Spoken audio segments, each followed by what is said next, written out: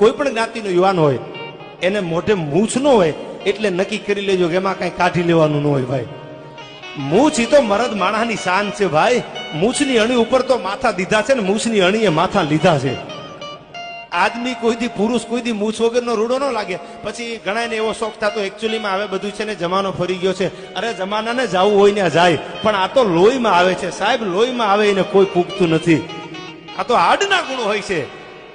પલંગ ને પોહાય ને સીધું હાલવું સટપણ વળા કે તારો વટ ધ્રુજાવે હડમ તાળા ધણી હો.